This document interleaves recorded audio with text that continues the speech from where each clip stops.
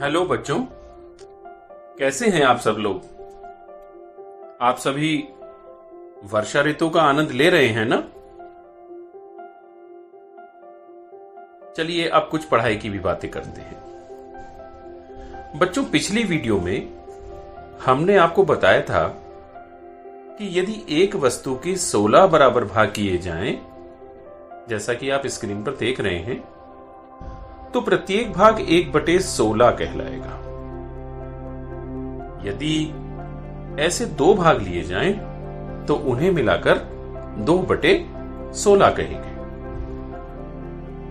और यदि ऐसे 8 भाग लिए जाएं, तो ये सभी मिलकर के 8/16 हो जाते हैं, जो कि पूरी वस्तु के आधे भाग को प्रदर्शित करता है, यानी 1/2। इस तरह से हम किसी भी वस्तु के बराबर भागों की संख्या के आधार पर उसके आधे यानी 1/2, 1/3 यानी 1/3 या 1/4 यानी 1/4 जितने चाहे भागों के बारे में जानकारी प्राप्त कर सकते हैं। बच्चों, क्या आप जानते हैं कि 1 रुपए में कितने पैसे होते हैं? आप जरूर जानते होंगे कि 1 रुपए में 100 पैसे होते हैं। यदि हम 10-10 पैसे के सिक्के लें, तो 1 रुपया बनाने के लिए हमें कितने सिक्के चाहिए?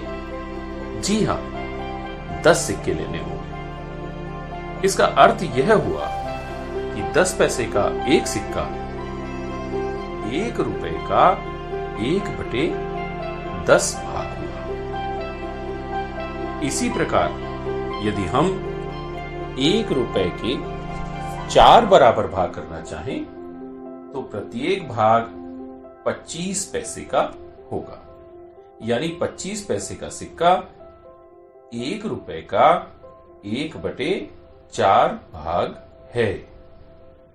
और 50 पैसे का सिक्का, यह 1 रुपए का आधा भाग अर्थात 1/2 हुआ। बच्चों, क्या आपने कभी आधा किलो आलू खरीदे हैं या किसी को आधा किलो कोई भी चीज खरीदते देखा है? जरूर देखा होगा। हम अक्सर कई सब्जियां या फल आधा किलो या 1 पाव आदि मात्रा में खरीदते हैं। अगर आप आधा किलो के बाट को देखेंगे, तो उस पर क्या लिखा होता है?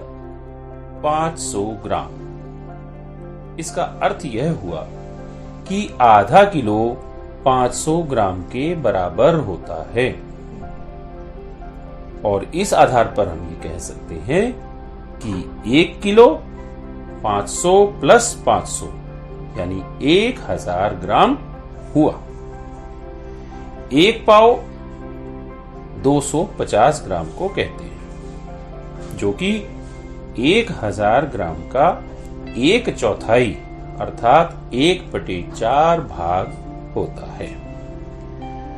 बच्चों, यदि हम लंबाई के मात्रक किलोमीटर की बात करें, तो 1 किलोमीटर में 1000 मीटर होते हैं, यानी 1 मीटर के 1000 भाग। इस प्रकार 1 मीटर 1 किलोमीटर का 1000वां भाग होता है। अब आप सोचकर बताइए कि 500 मीटर और 250 मीटर 1 किलोमीटर का कौन सा भाग है?